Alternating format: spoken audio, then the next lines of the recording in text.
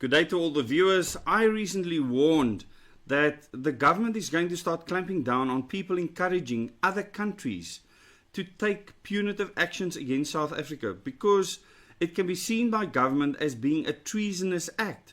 And I said that people that don't want to live in South Africa should leave the country. Just go and live somewhere else. If you are worshipping the US President Donald Trump, don't worship him there. Don't worship him from South Africa, where you are subject to the laws of South Africa. And a lot of people forget. I actually have a tornado going past me right now. A lot of people actually forget that even when they believe that in the US people should stick to the laws of the country, and the lady that was recently killed by an ICE agent, that she deserved what came to her because she was going against the instructions of a law officer. The same applies in South Africa.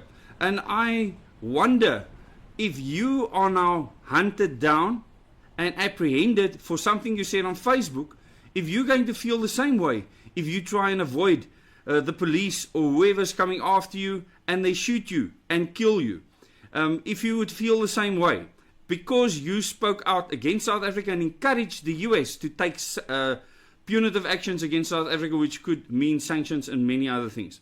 The irony is that the ANC asked for the exact same thing during the apartheid days, and they believed that it was warranted then, and some people might believe that them asking the US to sanction us in many different ways might be the exact same case now.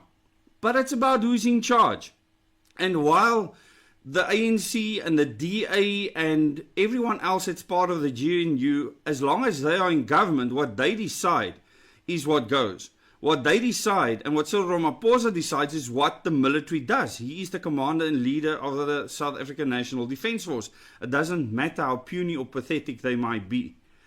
The entire Defence Force against you as an individual, or the entire police force against you as an individual, you are going to lose.